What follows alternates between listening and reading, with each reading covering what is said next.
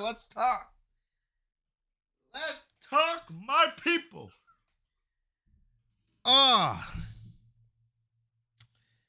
Man, oh man.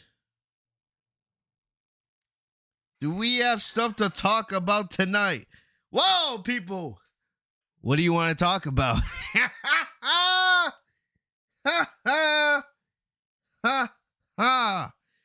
Oh, man. First off,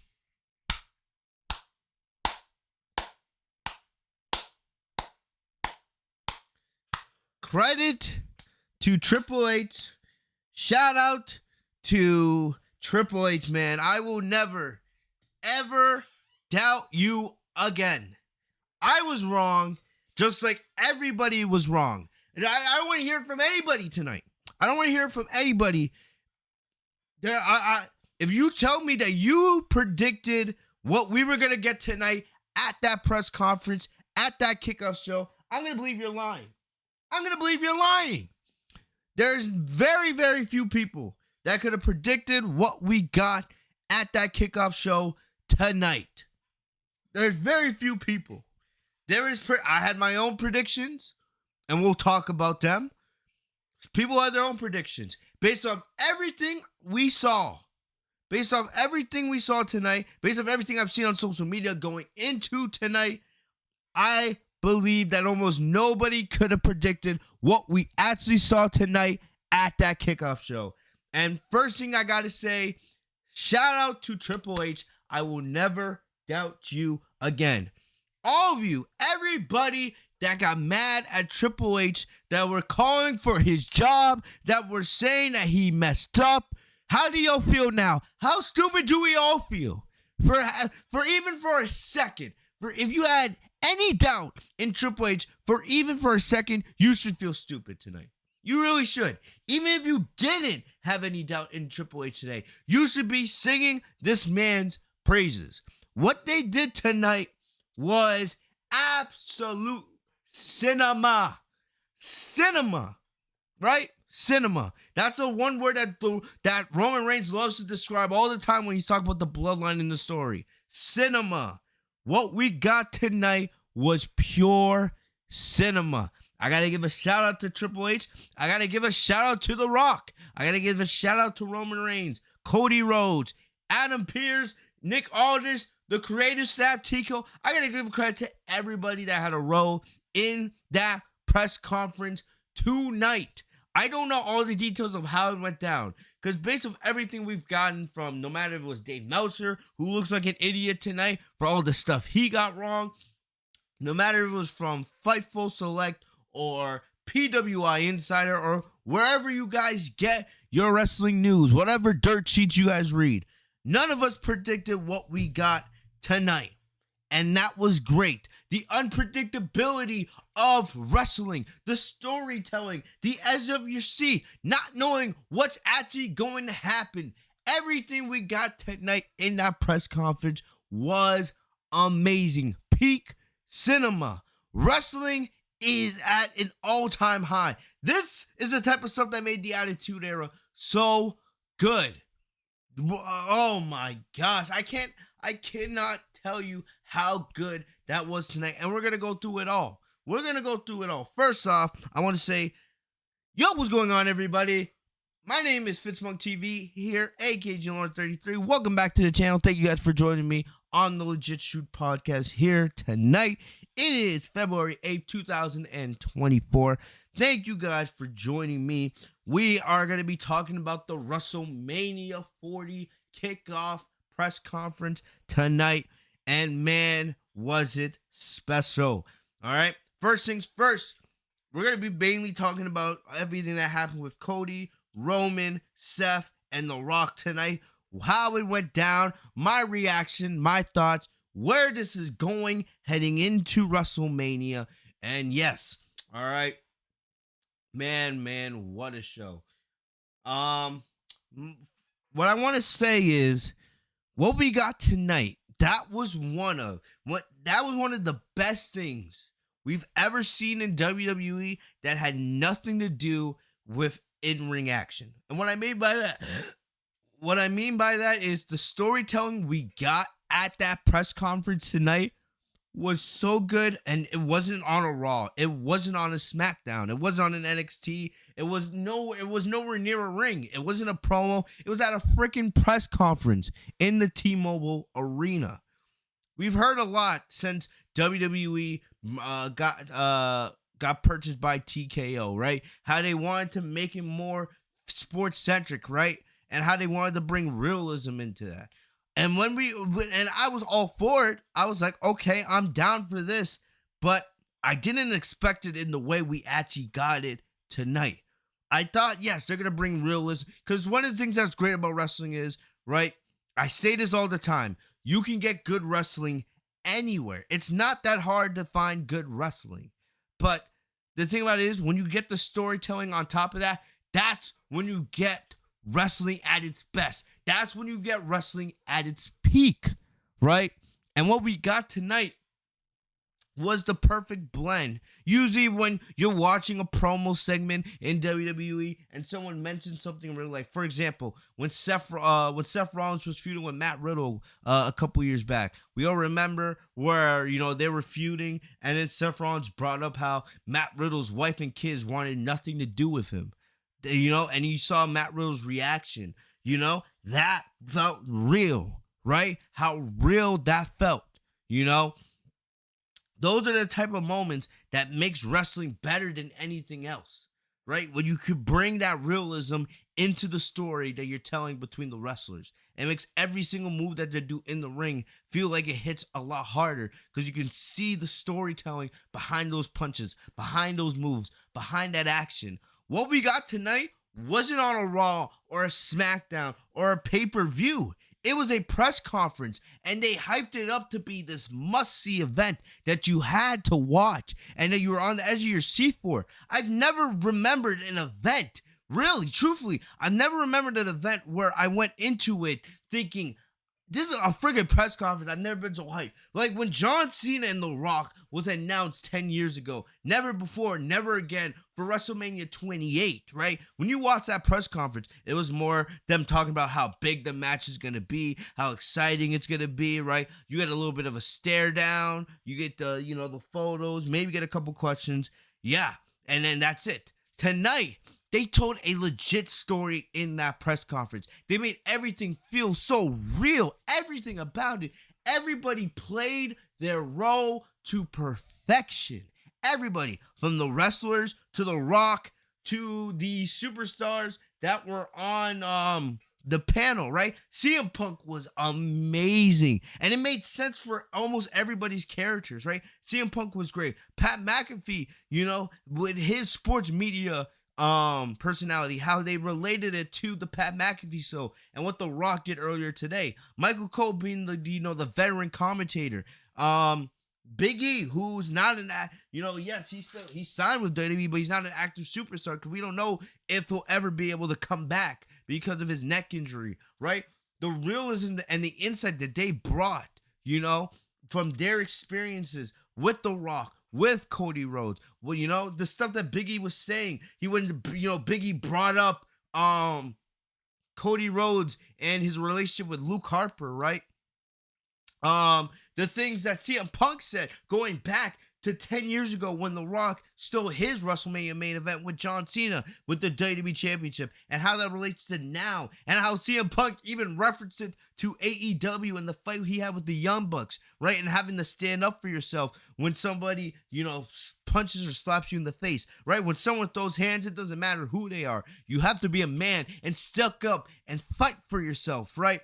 And then The Rock, not only being a legend, but also, being a Hollywood star and being on the board of directors for TKO, right? And technically using his status and using his power and being no matter if he thinks it's right or not, right? Using that status to force his way in to the WrestleMania main event. And how at the end of the day, it's not the right decision for WWE, but in his mind, it's the biggest main event in WrestleMania history. And no matter if you like it or not, you have to respect it because of the ties with the bloodline and the histories of their family and the business is going to bring into WWE. And Roman Reigns being the tribal chief and playing that to perfection, thinking that, oh, because he's the tribal chief, he gets to make the decision on who he gets to face at WrestleMania, who he gets to defend his title against in this epic title run of epic proportions. Then Seth Rollins being the company babyface that he is, right? The guy who is loyal to WWE no matter what. Being the guy who wants to elevate the World Heavyweight Championship to the level of the WWE Championship. Bring prestige back to WWE, where we don't need a part-timer as our champion, right? The World Heavyweight Championship, in his eyes, is the number one title because it's the workhorse title. It's being held by a guy who's there every single week and will go to any lengths necessary to make it feel important. You have Triple H, the legend himself, right? Who knows, who's been in the shoes of Seth Rollins and Roman Reigns and The Rock and Cody Rhodes. He's been in all of their shoes when he was in his professional career. Now he's no longer an in-ring competitor, right?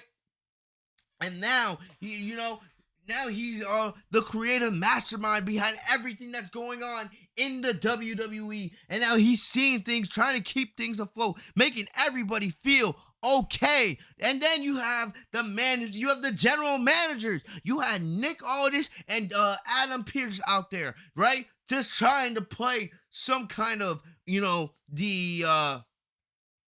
the boss in charge role, trying to keep peace between all of these personalities. And then you have the man himself, the new John Cena, the true face of the company, Mr. Undesirable to Undeniable, Cody Rhodes, the American dream to the American nightmare. He comes out with the decision that would rock the wrestling industry on its heels, from making a terrible decision on Friday night to making the right decision tonight. All of it surrounding him and finishing the story and bringing WWE into a new era and being the face that does it. The same way John Cena did in 2005, the same way that Stone Cold Steve Austin did when he beat Shawn Michaels back in 1998, right? At WrestleMania, I believe it was 14, in Boston, Massachusetts. Now it has come full circle because it's Cody Rhodes' time to take WWE into the next era. Everything they did tonight was pure cinema. It is that simple. Cinema. There is no complaints. No complaints. I can't believe what they did tonight. I'm serious. I knew something was going to be... I knew they were going to do something. I didn't expect that. Right? The Rock teased it when he, because it started last night, right? When Roman and The Rock and Triple H all came into Las Vegas. They all got filmed, right? And then you see Roman saying, "Oh, the megastar's here, right? The guy, the tribal chief is here, the guy that everything's about." You have The Rock come in, and then he's like talking about long gamer and how they're gonna make history, and you have Triple H talking about how people are gonna be talking after this event. We knew something was gonna happen, right? We thought something was gonna happen. We weren't expecting this. We were not expecting this. And credit to everybody that was involved for what we got tonight. Tonight, that was great. This is why I got a separate video coming out on this, right? I know you all want my thoughts on Mercedes Moné, aka Sasha Banks, signed to AEW. I have a video coming out on this for this weekend, right? And we'll discuss that. I will just say this. Tonight is one of the reasons why I wish Sasha didn't sign to AEW. I'm going to support, of course, Sasha. I'm supporting Sasha going to AEW, right, as a fan. But you're not going to get storytelling and booking like this in AEW. I understand her wanting to go there for, Tony Khan's paying a shit ton of money for her and all these other things, right? She's going to, be one of the stars of that company. She's going to be AEW Women's Champion probably at some point later this year. And, AEW is going to make a ton of money around her. And I know she's going to succeed. She's the best female wrestler in the world. Best female wrestler of all time to me. But no matter what, You're not going to get that storytelling in AEW here. Like, I'll quickly mention Bianca Belair, came out tonight, and Bianca Belair name dropped Sasha Banks on the microphone, right? See, openly name dropped how her and Sasha main event in WrestleMania 3 years ago, right? And you saw how great that segment was with Rhea Ripley and Becky Lynch. Clearly, that's where they're going, right? Rhea Ripley or Bianca Belair is probably gonna face Jade Cargill at Mania. That's my prediction. It would be Charlotte, but Charlotte, she's injured. You never know. Charlotte will be back way sooner than any of us expected. But but I don't expect Charlotte to be back in time for WrestleMania, right? I'm thinking Charlotte versus Bianca Belair. That would be saved for your next year's WrestleMania or maybe SummerSlam. Clearly, it seems like I think most likely Bianca Belair is going to be going up against Jade Cargill. Jade Cargill's debut match will probably be against Bianca Belair at Mania. That's where I think they're going. Rhea Ripley versus Becky Lynch is clearly where they're going, right? I expect Rhea Ripley to beat Nia Jax and retain the Women's Championship at Elimination Chamber, and Becky Lynch will probably win the Raw Elimination Chamber and go on to face Rhea at Mania. I will say right now, I'm fine with that. It's a big match, no complaints there, but Rhea Ripley should win, right? I don't think Becky should be the one to end Rhea Ripley's title reign. I think that should be Rhea Ripley should continue as a dominant champion. But that's just my thoughts. Anyway, like I said, with the way the women's division is rolling right now in WWE and these stories that they are telling, right, with Rhea Ripley and Becky Lynch and, Jade Cargill and Bianca Belair and Io Sky and Bayley, right? I do think it would have been nice to see Bayley featured at that press event, but it's fine. It's whatever. I felt like, even though based on what we saw tonight, I don't think we're going to get Bayley versus Io Sky as the night one main event at WrestleMania. As good as that story is, I think where we're heading, I think Cody, Roman are going to be featured in both nights at WrestleMania. But, who knows? But we'll talk about that in just a couple minutes. Still, Bayley and Io, they're cooking, right? The WWE Women's Division is cooking right now for WrestleMania. And as great as Sasha's going to do in AEW, and I'm excited for it, I wish she was within WWE. I really do wish she was in WWE. Because for what Triple H is doing right now, he is absolutely cooking. And I just don't trust Tony Khan to tell these type of stories. Tony Khan is just not the booker that Triple H is. It's that simple. I'm not saying Sasha made a mistake by going to AEW, but I'd rather see her in WWE. But that's just a little side note. But let's talk about that press conference tonight. At the end of this video or at the end of the stream, depending on when you guys are watching this, if you guys are watching on stream, you guys will have to wait for the end of the stream. But if you guys are watching on playback, right, wait till listen to all my thoughts, because I'm gonna give you guys what I think they're gonna do going into WrestleMania. I know after tonight, yes, it feels obvious that Cody will finish his story in WrestleMania, which is of course what they should do. But I don't think it's gonna be that easy. I think they're playing the long game. I think, yes, this will all end with Cody being elevated to the highest spot possible, right? And crowned as the new face of the company as we head into this new era.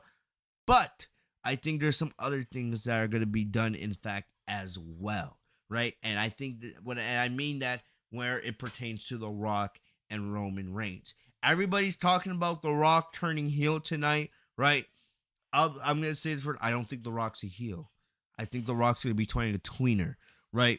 The only reason why The Rock is getting booed the way he is because, of course, we're in the social media age, and we all have read the stories of The Rock using his TKO powers and all of that, everything like that, and how we all believe he was selflessly using his powers to force himself into the WrestleMania 40 main event. I don't know when WWE came up with the plans of the storyline of what they did tonight. I don't know if that came in the last few days.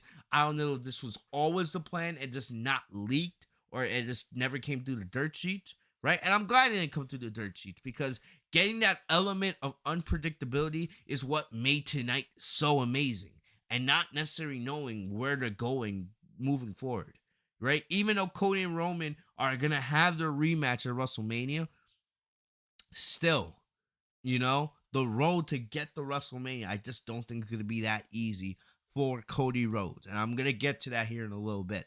I'm going to give you guys my prediction on where we think we're going. Heading into, SmackDown tomorrow night and onto the road to WrestleMania, because we still have 2 months to go, right? We have 8 long weeks to go to WrestleMania. Right? So, but what they did tonight was so good on so many levels. But like I said, I don't think The Rock is a heel. I think because, yeah, like I said before, because of everything we heard about The Rock stealing, Cody's main event, and we don't know when the plans were made for this to become the main event for WrestleMania. We don't know when taking this, swerve actually happen, right? But I think because, everyone was, the reaction to The Rock stealing Cody's main event was so high that it was forced to, kind of go in this direction. We all know The Rock is a babyface, right? And The Rock is insanely entertaining. And then, leading into earlier today, right? I was at work. The Rock was on the Pat McAfee show. And then, The Rock went trending because he finally gave his full response to what he thought, right? And no matter how mad people were at The Rock for, believing that he was stealing Cody's main event spot, right? The Rock is entertaining as hell. It's one of the reasons why he's so great.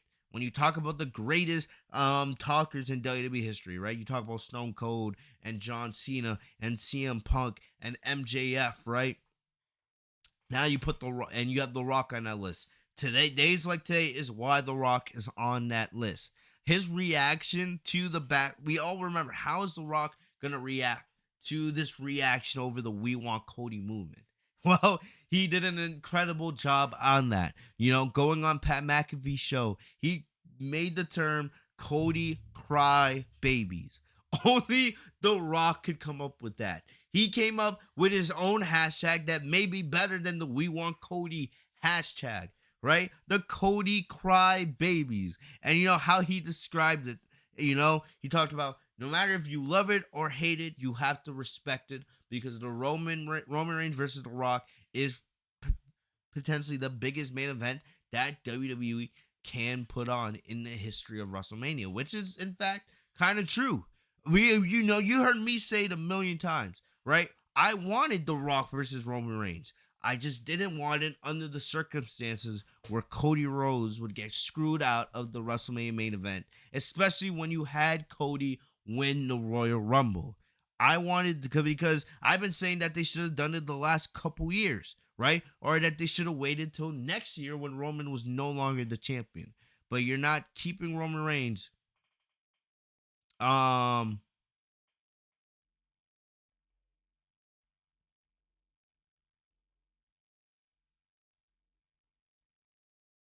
looking at Twitter right now, see if there's any other news that's come out right now about the situation. Nothing else. But yeah, not with a point where it screws Cody Rhodes, because, right, I didn't care what people said about, Roman surpassing Hulk Hogan. Nobody gives a shit. Roman's been champion for what, three and a half years now, right? Why should I care about Roman holding the title till, this fall, just so he can pass Hogan's number? Nobody cares. Roman has an amazing reign, a reign that will go down, that they'll make documentaries about, right? And it's time to pass it on to the next guy, which is Cody Rhodes. Take it into the next era, and then do other things with Roman outside of the WWE Championship. It's that simple, right? Vince only let Roman hold on to that title that long because Vince always looked at Roman as that guy, right? But that's different. Triple H knows how good Roman is, But, the only reason why Roman held on to the title as long as he did was because of Vince McMahon. It's truly that simple, you know? And now is the time. Roman has held the title long enough, and now it is time for Cody to take the torch into the next era. Whatever we end up calling this era. I don't know what it is. So that was my main thing, right? Roman, needing to pass the torch to Cody. You can do the Rock and Roman, but it needed to be non-title. There was no reason for it to have the title on the line, especially because it would make it obvious to begin with that Roman would win, because you're not taking the title off of Roman to give it to the Rock, who's not going to be there. The Rock is 51. He has movies and other things that he's doing. He's not, as much as he loves WWE or whatever, right? He hasn't wrestled in 13 years. If he was not going to be there every single week on TV or be at every single pay-per-view, defending the title, right? It just wasn't happening at this stage of the game. The Rock is 51. He has other things that he's doing.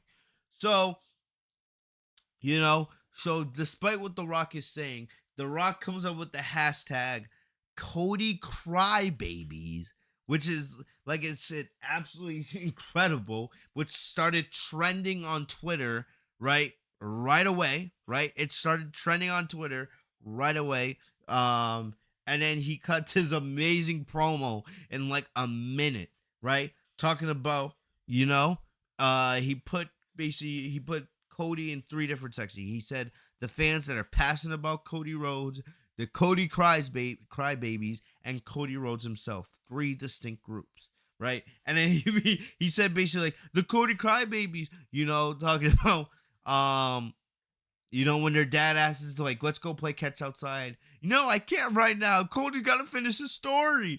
All right. And then the Cody Crybabies that, have girlfriends but live in their basement, right?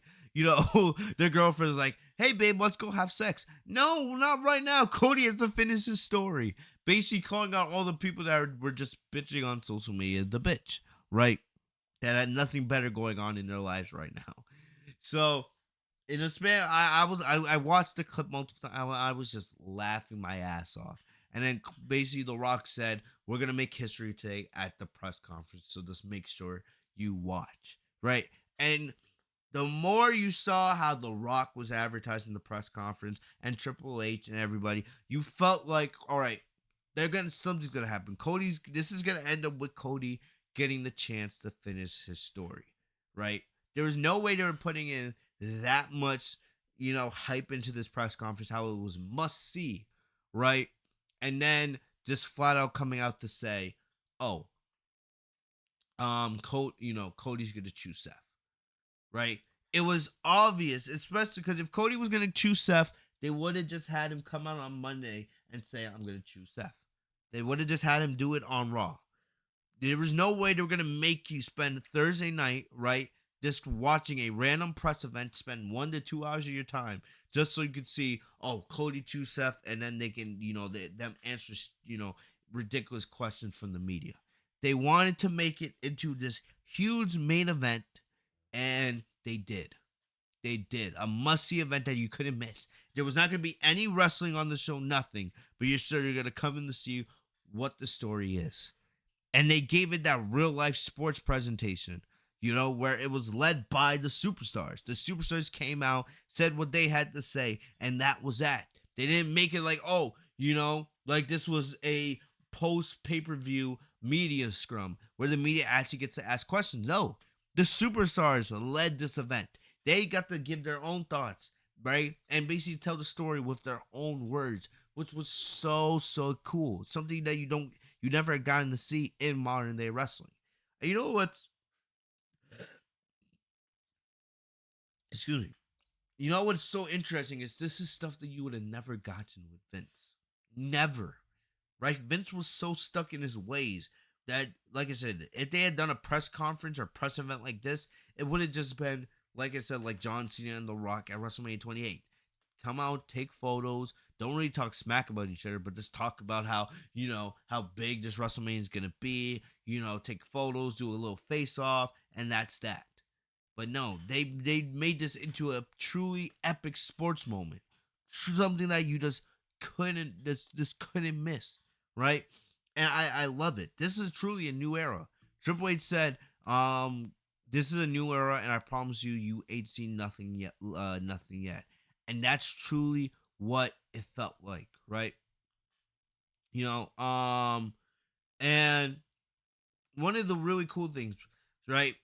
You had CM Punk out there, and you had everybody. You had these guys be like their actual selves. They weren't scripted at all. They're like when they said they're bringing this realism into the sports type product into WWE. Now it really feels like that, right? It didn't feel scripted at all. They mentioned, like I said, they mentioned how The Rock's on the TKO board. They talked about the history that CM Punk had in the past and all these other things, and they brought in like it was nothing. It wasn't like, oh, they put in like a little hint in there. They went fully into it. They went fully into it.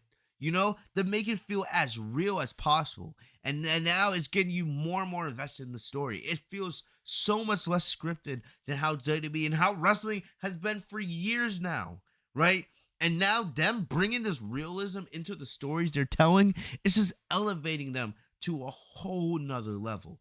And I have to give WWE love and credit for that.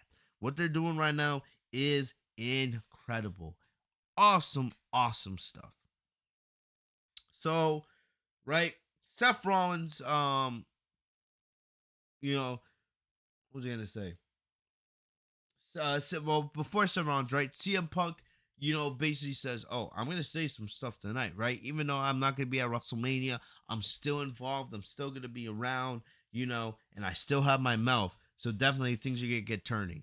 Love how they did that, right? Because just because CM Punk has the torn triceps, right? It doesn't mean he should just be automatically off TV and gone until SummerSlam or this summer when he's back and fully healed. We all know the plan was gonna be Punk versus Seth Rollins, but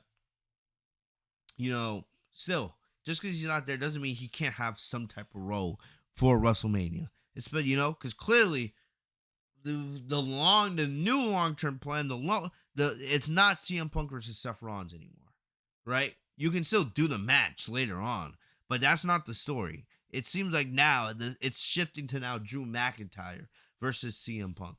With the level of character work that Drew McIntyre is doing right now, right, and fully turning heel, right, and then doing things like with the CM Punk T-shirt and the constant trolling on social media now, right, and on Monday Night Raw. Clearly, it seems like that's going to be the new direction. And God willing, 1 year from now, right, WrestleMania 41, I think we're going to be looking at CM Punk versus Drew McIntyre for the World Heavyweight title. And CM Punk potentially getting to finish his story next, if everything goes well, right? So, looking at everything, right? We basically get into it. Seth Rollins comes out first. He's wearing a nice little green tuxedo and everything. He does his normal stuff. And, basically he's like, let's get ourselves a main event. But at the end of the day, I can't make the main event happen. As much as I want to face Cody Rhodes and get a chance at, payback while also, truly elevating the WWE or the World Heavyweight Championship to where it needs to be, the workhorse title, right? I can't make that happen. The only person that can is Seth Rollins. Is Cody Rhodes, right? So he calls out Cody Rhodes. He introduces him, but Roman comes out, right? Roman Reigns comes out, and I love how even though they're rivals right now and they have stances completely different, and we all know how they love taking shots at one another, right? You can still tell that off camera they have a love for one another. Everything from their Shield days to even after their first breakup, to, getting the Shield back together, and then of course when Dean Ambrose left to go to AEW and became John Moxley. Still, there's still love there. I don't know if they would admit it because they want to stay in character, but there is still a love and respect there between Reigns and Seth Rollins. Reigns is like, oh, there's my little brother, Seth, right? And they start, roasting each other, you know, Roman like roasts Seth for, rocking around in his wife's suit, his wife's shoes. Seth's roasting Roman for actually, showing up to work, right? And things like that. Roman, of course, continues burying the world heavyweight title. He's like, go on. You're my number two, man. Like, why don't go in the background and let me conduct the business that everyone's actually here for. Roman going full tribal chief, right? Which is perfect in line in his character. He basically says, let's talk about someone who matters, Cody Rhodes, right?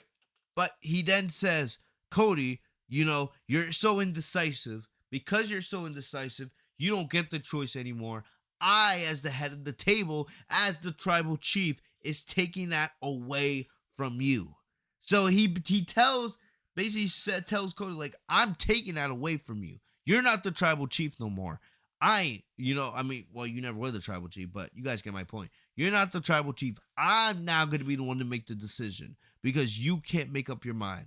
1 second you're saying, you're not going to face me at WrestleMania. And then The Rock comes out. But then another time, but then here you are on Monday saying, you haven't made your decision yet, right? And like I said, what's very interesting, is I want to know, like, was this always the plan, or was WWE forced to change plans because of the reaction to the We Want Cody movement, right? Like I said, if this was truly what they planned the entire time, then shout out to them. But I'm personally of the belief that WWE had to change plans because because of the fan outrage. I don't know. I don't know if that's, I can't prove that, but that's just my thoughts. All right. So getting back to it, right? Roman, says, I'm making the decision now. And, at WrestleMania, I'm choosing The Rock, right? I'm choosing The Rock. So, and, it's perfect. This is perfect in line of Roman's character, and I feel like he's choosing The Rock because not only is it the battle of the bloodline, battle for the head of the table, but also deep down, Roman doesn't want to face Cody again.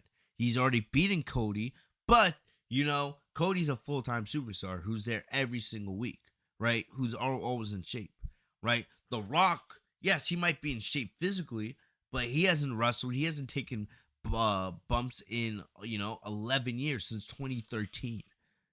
So yeah, no matter how big a star The Rock is, nobody could just get in, just walk into a wrestling ring and be good just like that. Especially last time The Rock was in a ring, he injured himself versus John Cena. So like I'm of the mindset that yes, as big of a main event Roman and The Rock is, Roman's choosing The Rock because it's truly deep down, he feels like it's the easier match for him. And it's the easier match for him to win. So then The Rock comes out. He's wearing a black tank top, looking as buff as ever, right? With a nice pants, nice shoes, right? Looking like a beast.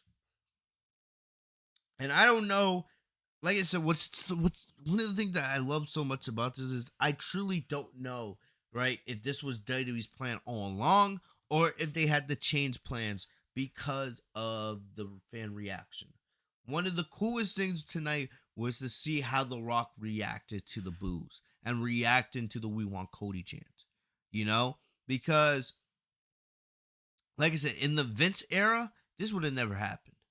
Yes, outside, the Daniel Bryan at WrestleMania 30.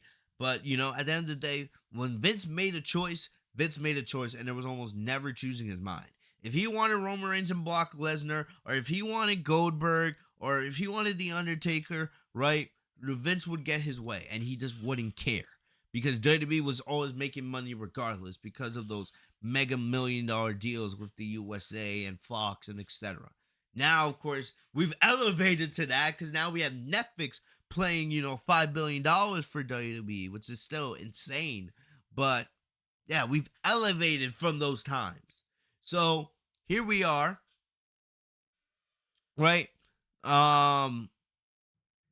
seeing the way The Rock reacted to the boos and reacted, to the "We Want Cody" chants was so cool because it started from the second week he came out, and I kind of wish I could play the clips like I used to because now everything gets copyright claimed so badly or so quickly. I know if I played the press conference, I would get a copyright claim before even ending the stream, which I'm not gonna do. I don't want to have to deal with. But you know, The Rock is literally, standing there, and he's doing this cool look.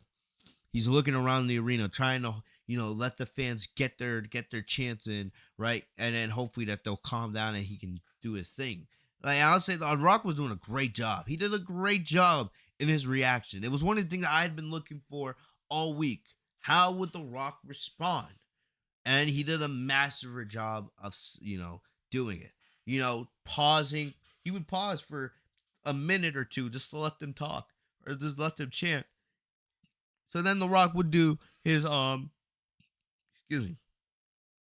He would do his finally, The Rock has come back to Las Vegas. And of course, the fans did it with him. Because like I said, the fans don't hate The Rock. They just hate the way this decision came about. They just didn't want The Rock coming in and stealing Cody's moment. Just because that's something that Vince McMahon would use a legend for. Right? The fans still love The Rock. He still is the people's champion. Right? But it was just, we know none of us wanted to see him come in and steal Cody's moment that he had been fighting for the last 2 years since he had came back to WWE. So The Rock does his normal thing, right? And then he asks a question. Oh, do the fans want to see Roman Reigns beat The Rock at WrestleMania? The fans cheer, right? Because as we all know, if they did, in fact do The Rock versus Roman Reigns at WrestleMania, right? Roman was gonna win. It was 100% obvious, right? Um.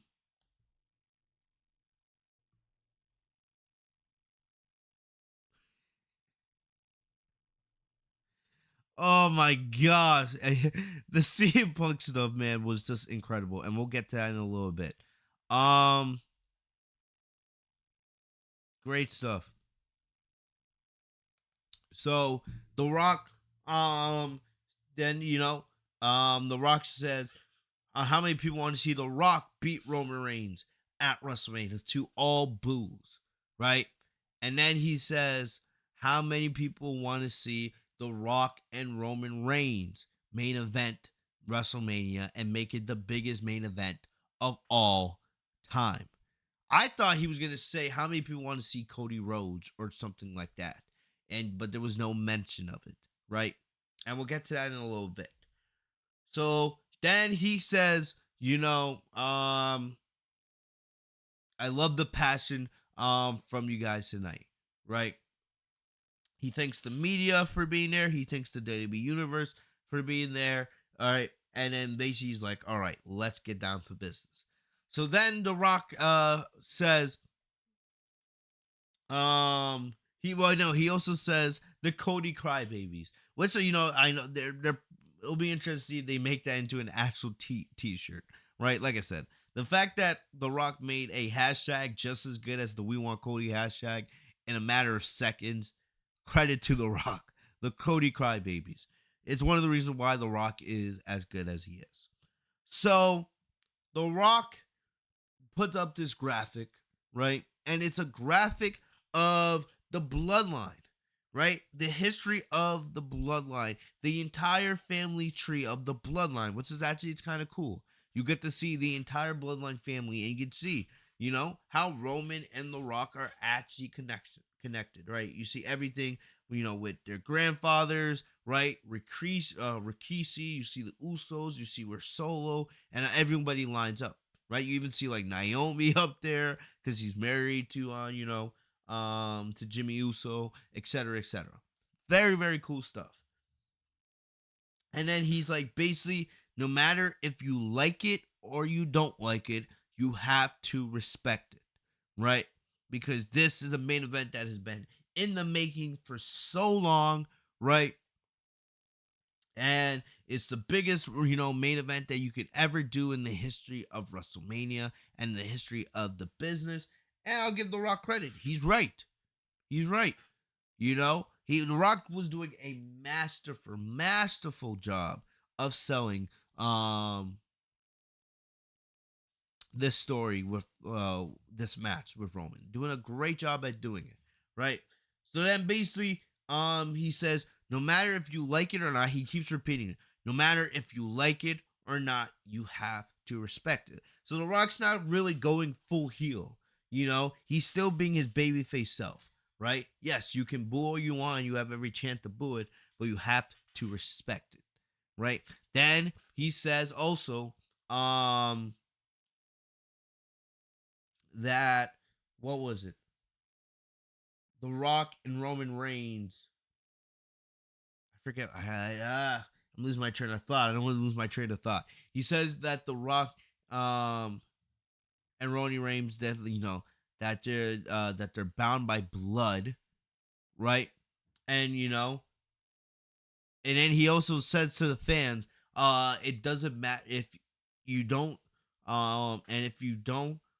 It doesn't matter if you like it or if you don't like it. You have to respect it, and if you don't, right, then it doesn't matter what you think, right? So Rock's going now tweener mode. He's going full tweener mode, and then he says at WrestleMania 40 in Philadelphia, the biggest main event of all time, The Rock versus Roman Reigns, bound by blood. And then him and the Roman Reigns embrace, right? I'm like, But he also kept talking about how the bloodline is a royal family, and we all know that line from Cody Rhodes' theme song. Wrestling has more than one royal family. I kept waiting for Cody's music to play, but it never played. But Cody says, "Hold on, hold on, hold on." And then he comes out, but he doesn't come out with his music, so we don't get a chance to sing the music, right? Sing Cody's theme song. But, Cody, comes out, right? Mark got a beautiful gray suit. And then, everybody's like, all right, let's go. And then his first thing is he goes directly at, first he says to The Rock, I respect you, Rock. We had a great conversation. But I had many conversations. Then he goes to Roman Reigns, right? And he goes, Roman, yes, you're the head of the table. You're the tribal chief. You have a bunch of stroke around here, but this is not your decision. I won the Royal Rumble. I get the right to make that decision, which was great. The biggest thing, one of the biggest things I was hoping for is no matter what, I needed Cody, and we didn't really get it. We kind of got it, but we fully didn't get an explanation from Cody on why, he told Roman, oh, I'm not facing you at WrestleMania. And the problem wasn't that, he was giving up his spot. It was the fact that he was choosing to give him his spot at WrestleMania, when the whole point of winning the Royal Rumble is to get that main event spot. The winning the Royal Rumble, like I said before, is not like winning Money in the Bank. It's completely different. You don't just get to cash in at any single time. So that's why I was getting bothered. I was like, why would you just give that up? Well, you need to explain something. No matter if you end up getting the match with Roman or not, you need to explain what originally made you want to make such a foolish choice, right? So then he goes over, he's saying, I get that choice, right? And then he basically says, at WrestleMania, I choose you. He chooses Roman Reigns, right? And what was crazy is after the press conference, everybody was like, we didn't get answers. And I went and rewatched the press conference. I was like, guys, you guys are acting like idiots. He chose Roman Reigns. Then Michael Cole came on after the press conference and said he chose Roman Reigns. It's going to be Rock and Roman at WrestleMania. or not Rock and Roll. It's gonna be Cody and Roman at WrestleMania, and then like 30 minutes after the press conference, we got the official poster for WrestleMania with Cody and Roman Reigns on it. So everyone that was like, "Oh, well, I have no idea where this is going," and Cody chose Roman. It's that simple. Like, people were like, "Oh, just because we didn't get an official graphic till 30 minutes afterwards," everybody was like concerned, like, "Oh, are we getting Cody versus Roman?" When literally Cody said, "I choose you." Simple. So that was just a little side note, because people were like, I don't know, like, what, like, come on, what are we doing? Let's use our heads here, people. Let's be smart, right? So then it gets better. Cody and Roman start going at each other, right? Roman calls out Cody, say, "It's not about you. What the hell's wrong with you?" Right? This is already a done deal. Going full tribal chief heel mode. This is already a done deal. Or, you're irrelevant. I beat you already. You had your chance last year at WrestleMania and you lost. You're a chapter in my book and I'm done with you. You're done. You're history. Go over the Seth. Go be the best number 2 in the industry. Go to the losers bracket, continuing to bury the World Heavyweight Championship, right? Like, I'm done. Don't waste my time. And then he goes over. Then he mentioned, like, Cody's family, like, you're irrelevant, just like your dad, And then Cody gets pissed. Right? Cody's like, funny. You talking about my dad. You're talking about your family, right? Yeah, all this is about family, but how's Jay doing, right? And so now we're starting to see the 1-year story, right? How after Cody lost to Roman at WrestleMania last year, how he would spend the whole year slowly getting back to Roman, right? Facing Brock Lesnar, dealing with the Judgment Day, getting Jey Uso, signed to Monday Night Raw, traded to Monday Night Raw after the Bloodline Civil War, slowly breaking up the Bloodline so that they would not have a role in his redemption, to getting to Romania and finishing the story, So he brings up Jay, and you can see Roman get pissed, right? Roman, throws the mic down, hands the towel to Heyman, takes off his bomber jacket. He's getting pissed, And then he basically calls out, like, the Bloodline is not a family, they're goons, right? Solo and Jimmy, they're goons. They're just there to do your bidding. And then he also calls out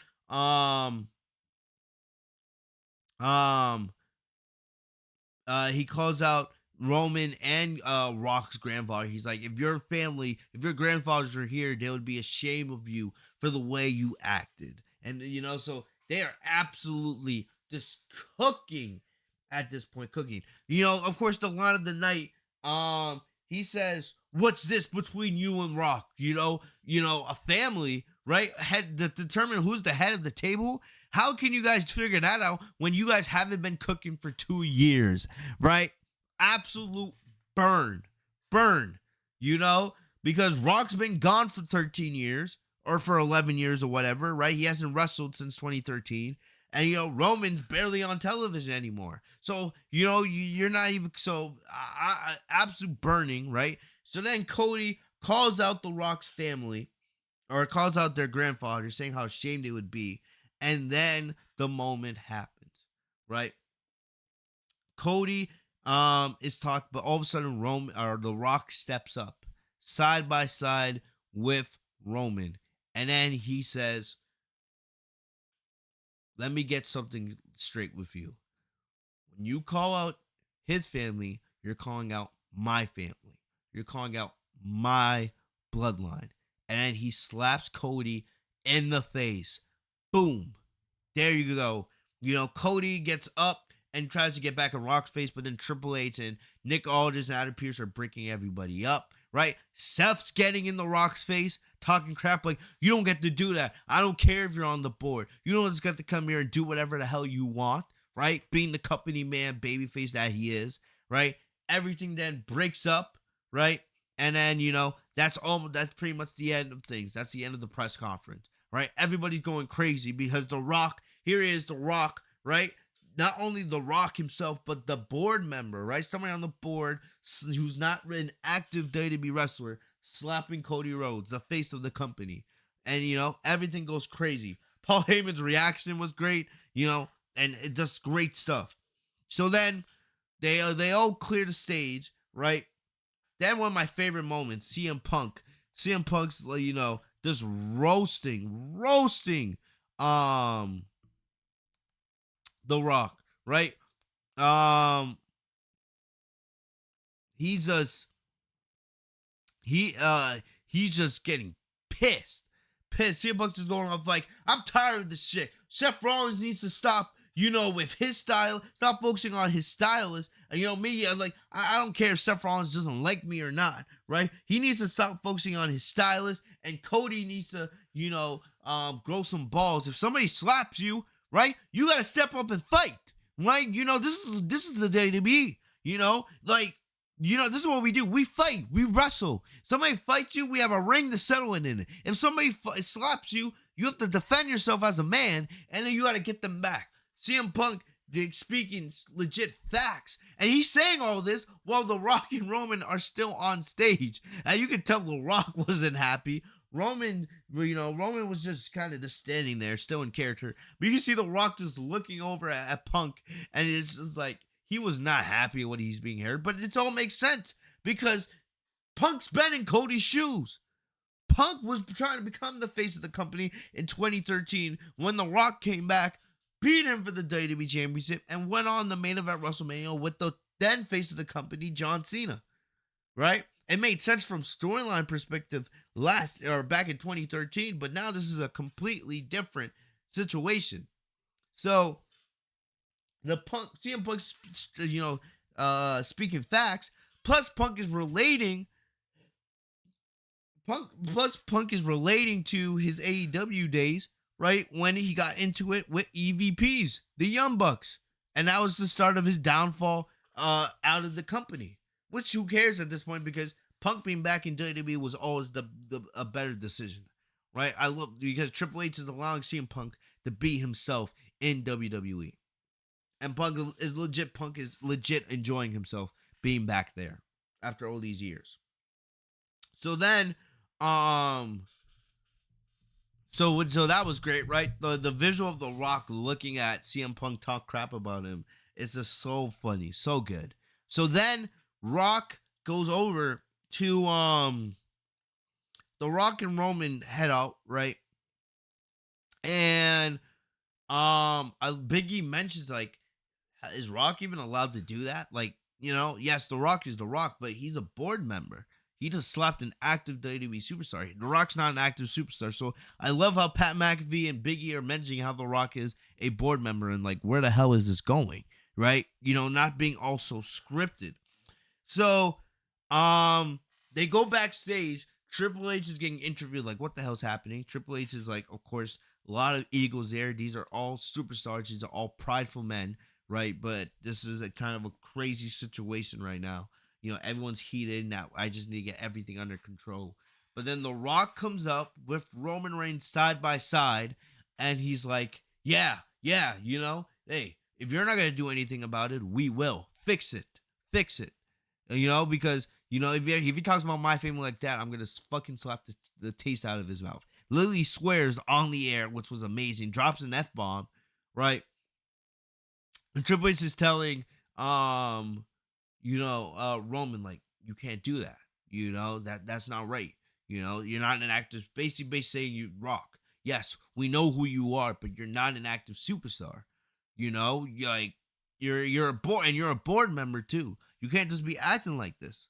And The Rock saying, no, I don't care. We'll fix it. Aligning himself with Roman, and then they walk out. So, and that's the end of the press conference. Amazing stuff. First things first, like I said, none of y'all could have predicted what we got tonight. Period. I don't want to hear people saying, oh, I predicted this was going to happen. No, you guys did not predict that was going to happen tonight.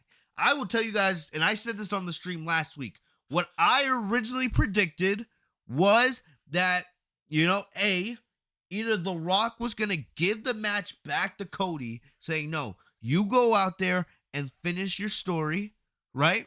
Basically doing a Uno reverse card of what they did on SmackDown last week, where Cody tried to give the match to Roman, but now switching it, right? So that's what I originally thought they were going to do. 2, right? Them switch doing it where the Rock would then wrestle Roman Reigns on night 1 of WrestleMania, and then on night 2 Cody would get to finish his story and face Roman on night 2. So Roman would work both nights, right? So that's what I thought they were gonna do, right? Or 3, them make it into a triple threat: Cody versus Roman versus The Rock. We didn't get none of that. Those were the more main thing, I know some people thought maybe The Rock turns heel, but nobody saw it in the way that they actually did it.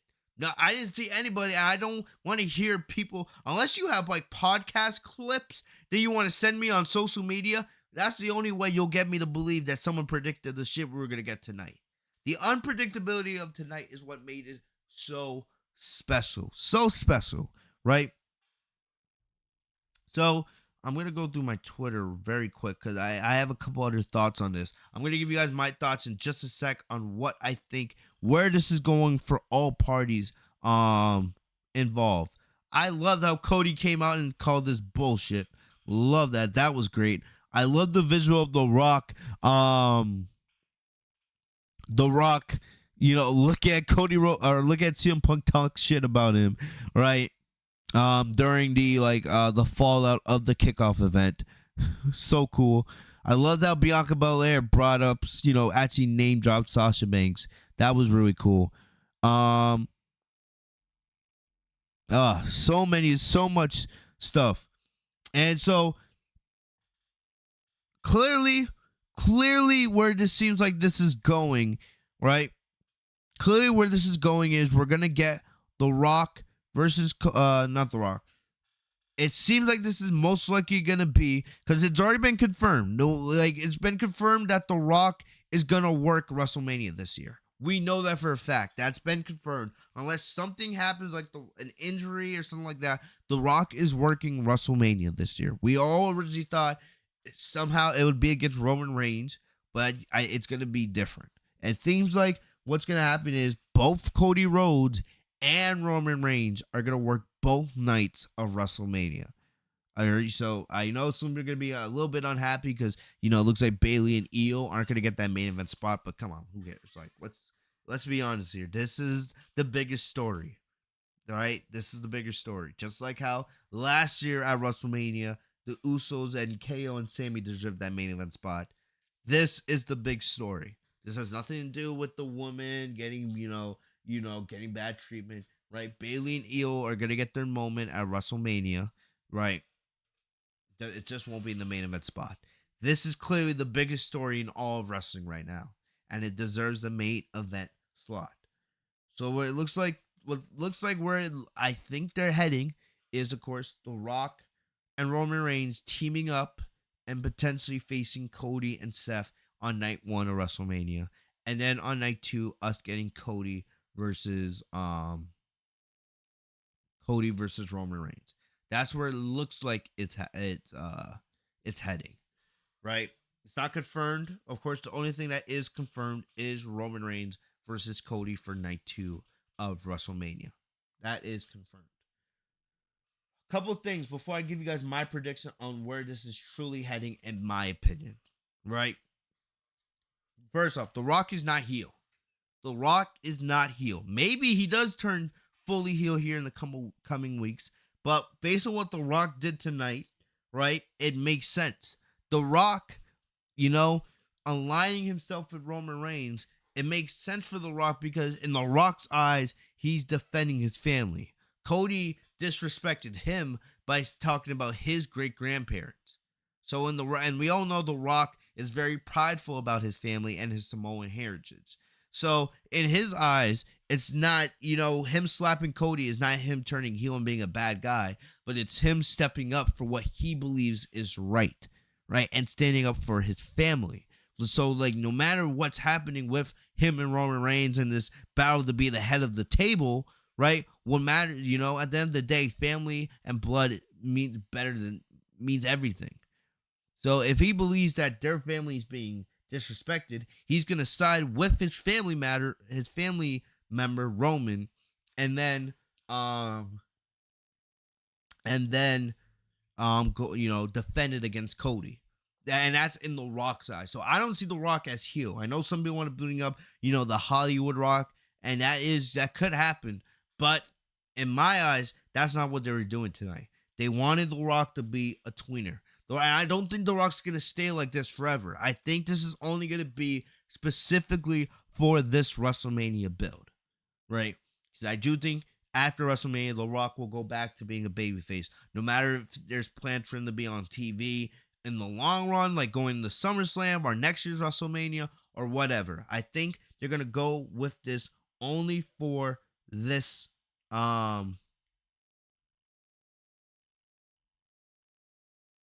WrestleMania. Simple as that. Roman Reigns, babyface, right? Not yet.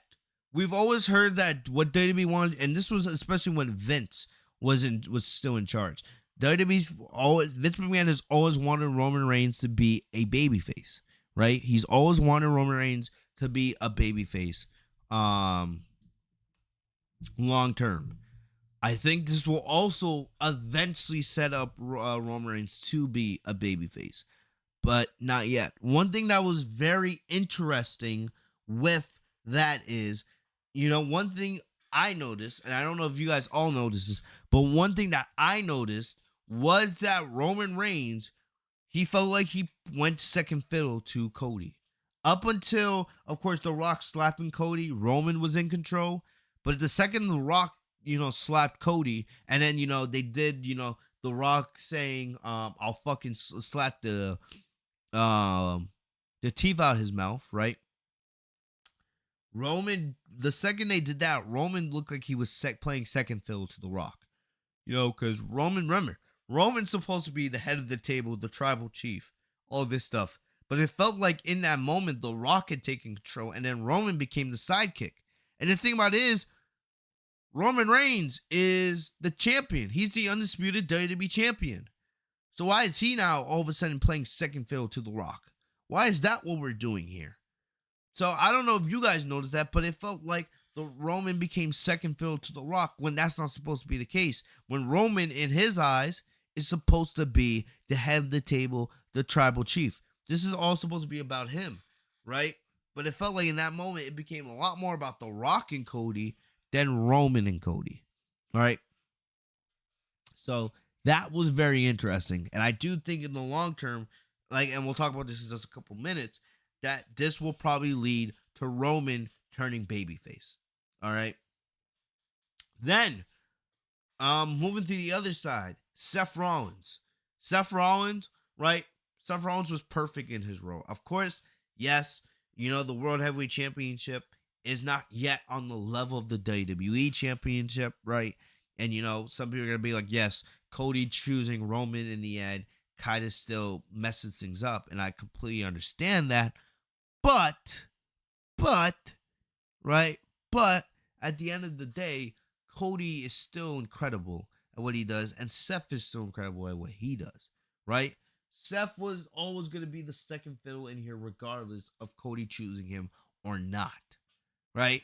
What makes Seth look good here is not only does he have that history with Roman Reigns, but he also looks like the company man, right? The loyal babyface that always stands up for WWE because he truthfully believes that WWE is his home, just like John Cena did back in the day, just like a Randy Orton, Seth's over here, standing up to part-timers like Brock Lesnar. And, he steps up to, yes, CM Punk, who's a legend, but CM Punk, who's been gone and has said bad things about WWE over the years, right? Seth Rollins is the guy that will stand up to The Rock like, yeah, I don't care if you're a legend, right? You don't just get to do come in and do whatever you want, So Seth is that loyal WWE babyface who is a legend in his own right, but will always stick up to defend the company that he loves and believes in.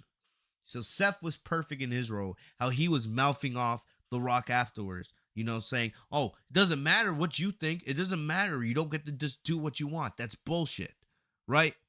And of course, Cody looks great as well. Cody makes his decision. Cody, the head of, the face of the company, right?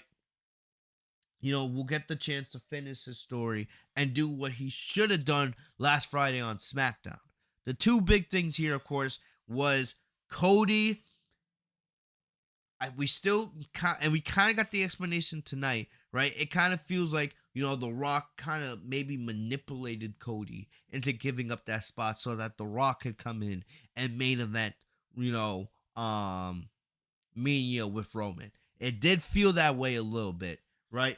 But we need to hear from Cody himself. I do believe Cody is advertised for SmackDown tomorrow night. So we need to hear from Cody, like, why? Why did you initially choose to relinquish the WrestleMania spot to Roman? Because you came out on SmackDown last week and you said, I'm gonna take everything from you, but just not at WrestleMania. Which led to why we were in this situation tonight. What originally made you make that decision? What made you change your mind? Right? As great as tonight was, we still can't we can't just honestly forget how we got here and how bad a choice it was last week to have Cody say what he said on SmackDown. We can't just, ignore that. And the other thing was kind of related to CM Punk. Cody is the face of the company. It doesn't matter who The Rock is. You can't just let someone slap you like that, right? Brock Lesnar did it originally. As good as Cody is, you can't just have people just come in just slapping you in the face like that. You gotta stand up for yourself. You gotta be able to say, hell no. You gotta be like, get the fuck out of here. This is my ring. You know what I mean? So that's my thoughts when it comes to Cody. Everybody else played their roles to perfection. Great stuff. Of course. And especially I loved what they did with CM Punk. Great stuff here, right? So now what do they do going into WrestleMania? Right? This is my thing. Right? What do they do going into WrestleMania? Like I said, yes, it feels obvious now. It feels obvious that that the match is going to be, of course, Cody versus Roman at night 2, which was announced tonight. And it seems, like they are probably heading towards The Rock and Roman teaming up against Seth and Cody night 1. That's where it seems like, Cody versus Roman is confirmed. The tag team match is not confirmed. And it's going to probably be a little bit till they officially announce that, because, we have 8 weeks to go to WrestleMania. The road to WrestleMania is on, and they're not going to just rush everything and give everything to you tonight. They want you to have a reason to tune in every single night, right? Classic storytelling, right? This is what I think they're going to do, and this is, this is my opinion. I could be wrong, but my predictions will probably change of what we see on WWE television in the next couple weeks leading up to WrestleMania. But like I said, this is my opinion, right? One, I will say this: I wish John Cena was here, right? I really do wish John Cena was here, because this would have been a perfect spot to put John Cena, right? Doing Roman Reigns and The Rock versus John Cena and Cody Rhodes would work for so many reasons right now, because Cena is that guy who cares, that legend who actually cares about the next generation. For years, Cena got the rep of being the guy who buries younger talent, but truly he actually cares about younger talent more than anybody. All the times he's put over, younger superstars like Austin Theory, like Kevin Owens and Sami Zayn and Roman Reigns and et cetera, right? LA Knight, the list goes on and on. Solo. How every time he comes back, he's not looking to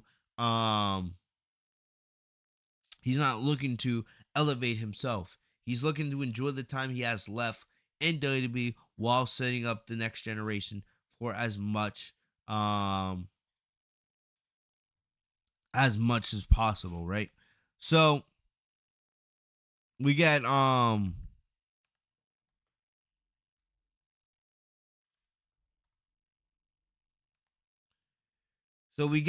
we get that awesome stuff right there. And like I said, I wish Cena was there. Plus, you know, you get the history between Cena and Roman, right? You get the history between Cena and The Rock, especially since these are, you can make an argument that the Cena and The Rock are the two greatest WWE superstars of all time. You can make that argument, right? You can also say, remember, the history they have at WrestleMania. Cena was the last match The Rock had in WWE 11 years ago. And when Cena beat The Rock at WrestleMania 29 for the WWE Championship, right? So you have that element. You could also have that element of Cena passing the torch to Cody Rhodes, right? Cena being the face of the company and him passing the torch over to Cody, who's now the face of the company, So that's why I wish Cena was here, if somehow Cena does come back in the next couple weeks and that's where this leads, that would be amazing. I'm not expecting that to happen, but that would be great, and I think it would make sense for so many people. But of course, it feels like what they're gonna do is Seth is gonna team with Cody, and they're gonna go up against Roman and Rock night one. You see Roman and The Rock talk about, especially The Rock said, "Fix it, right? Fix it." This is now we're getting to what my prediction is. Yes, we know that Cody won the right to challenge Roman on night 2 of Mania, but like I said, I don't think it's gonna be that simple. And maybe I'm wrong.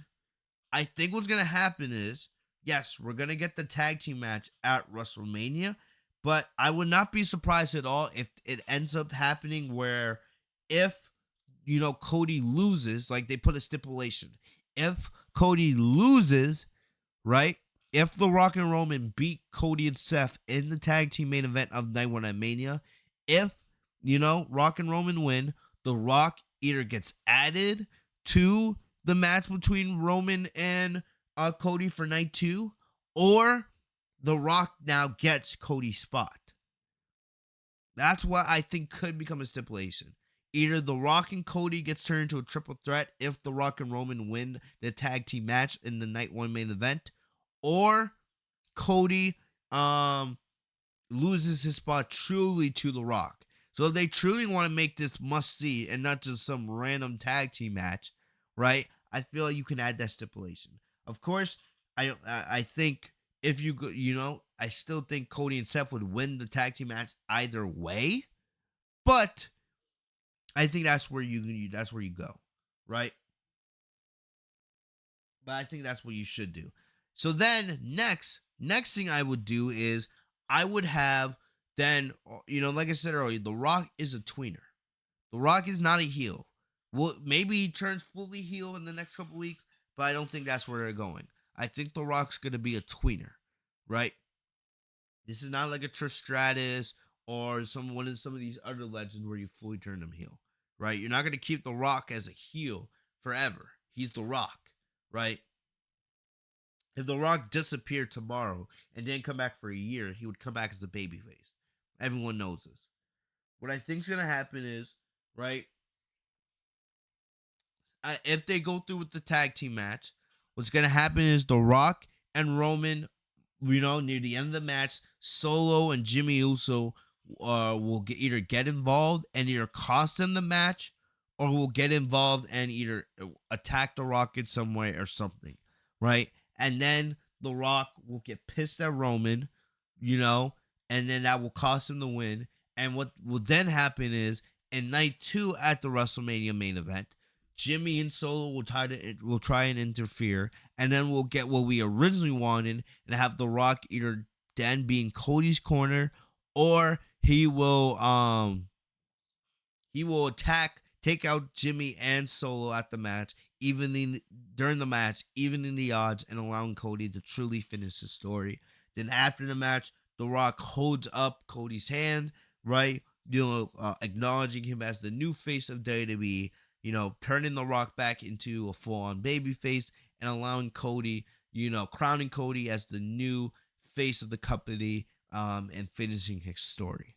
So I think this all ends with Cody being champion and The Rock turning fully back into a babyface, right? As much as I would love to see Hollywood Rock, I just don't think we're going to get that, right? I think we'll get maybe teases and glimpses into that, right? I think The Rock will be a tweener going forward, for up until WrestleMania, but he's not going to go fully heel, in my opinion. The other thing, in terms of Roman, right? I do think we'll get Rock and Roman at some point, probably either at SummerSlam or one of the Saudi Arabia shows or WrestleMania next year, like we should originally have had it. I think for Roman, right? I think Roman will be turning babyface soon, after he loses the title to Cody, right? Either I think either after Cody wins, I could see Roman either hugging Cody or acknowledging him, saying like, "Hey, you're the champ now. You deserved it, right? You beat me. You ended this epic, 3.5 year title run. You earned this moment. You deserved it, right? Or you deserve it." I could see that happening. I could also see maybe after WrestleMania, right? Solo attacking Roman, right? And saying, yeah, I've been waiting for this moment. I've been waiting for the day where you were no longer champ to make my move and become the new true heir to being the next head of the table, the next tribal chief. And in the process, that turning Roman into a babyface. Of course, maybe that gets delayed, right? Because I can see them doing a Roman versus Cody rematch at like WrestleMania Backlash or another pay-per-view after WrestleMania. Right? So maybe this ends with not only Cody becoming the new face of the company, but The Rock going back to being a babyface and Roman being a babyface at the same time. Right? I think that could be a very viable possibility as well. I don't think Roman's going to be a heel for that much longer. I think WWE's been waiting for the opportunity to turn him back into a babyface. I think that's coming sooner rather than later. The last thing, Seth Rollins. What happens to Seth? Right? A report came out that Seth said he did an interview today, in Vegas, saying that he expects to be back in wrestling in the ring in the next couple weeks. Right? Which is great news. If Seth can have at least one match before WrestleMania, just to make sure his knee is okay, right? Because it's not gonna feel right for him just to go straight into WrestleMania and not wrestling for almost 2-3 months.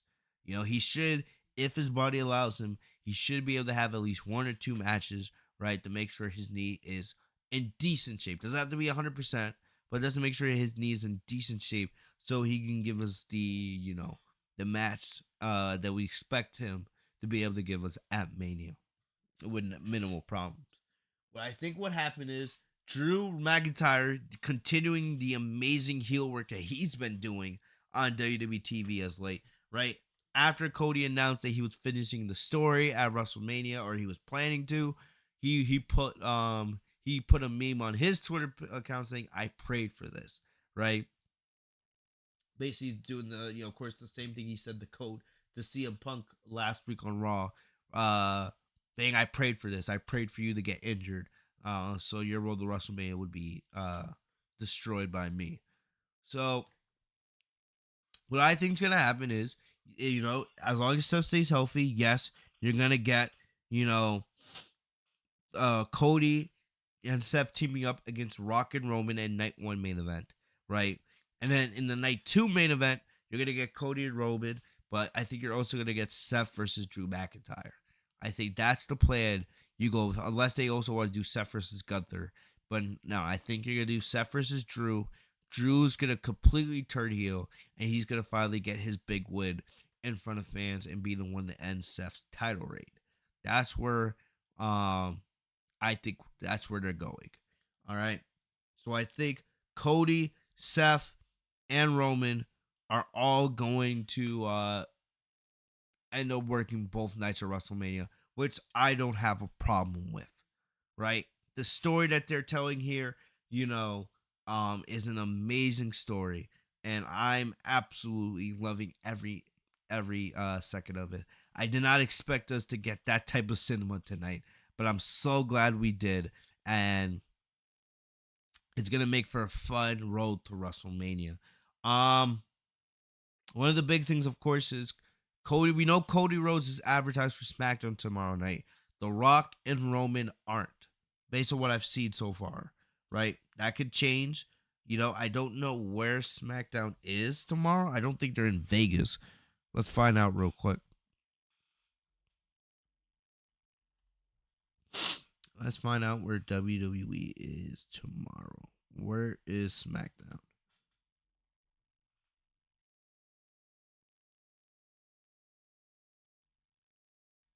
SmackDown tomorrow is. My computer ever wants to load.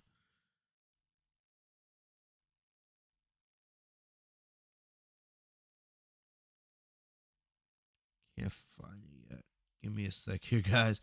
Oh, yeah, I found. They're in Charlotte, North Carolina. So they're in Charlotte tomorrow at the Spectrum Center. Right, so they're flying over from Vegas to North Carolina right now. So I'm gonna check Twitter real quick, see if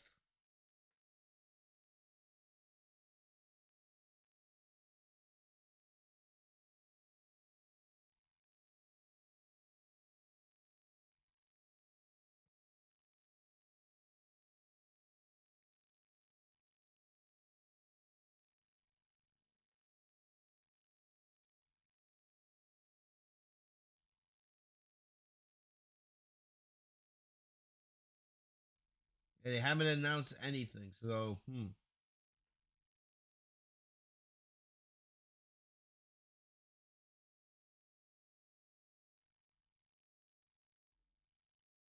yeah, there's nothing. Yeah, we don't have.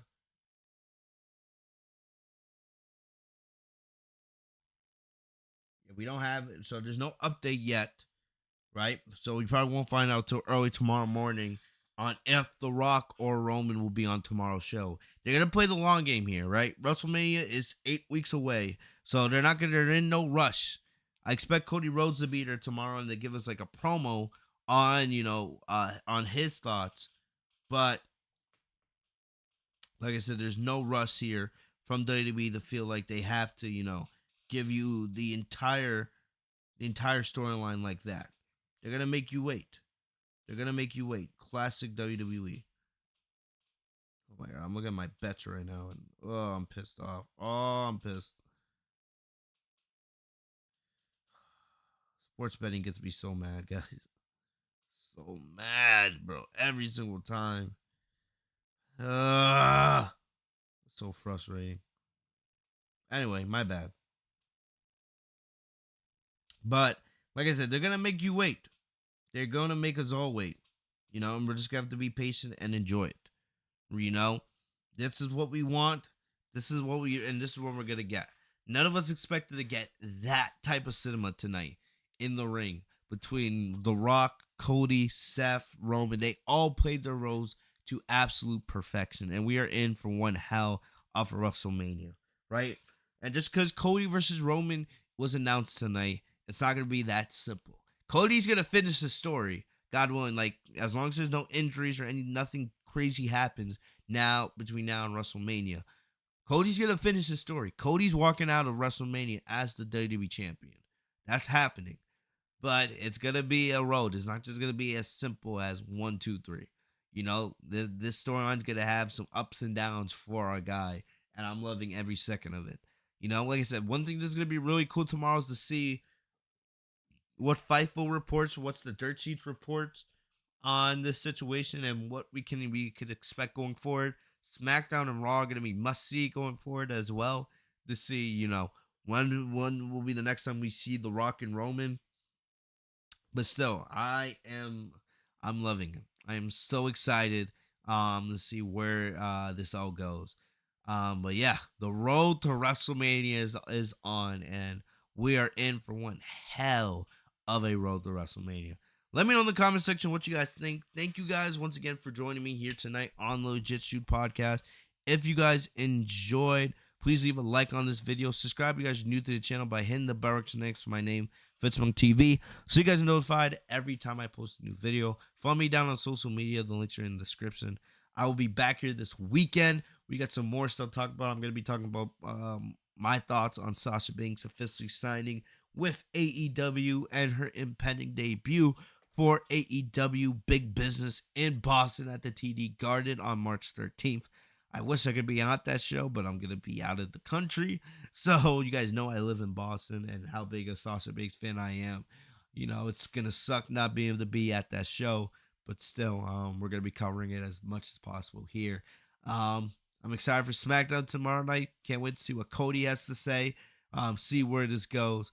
But it's going to be awesome. This is your home for everything going on the road to WrestleMania. I'm going to get out of here. I'm going to go get some sleep. My voice feels a little bit raspy.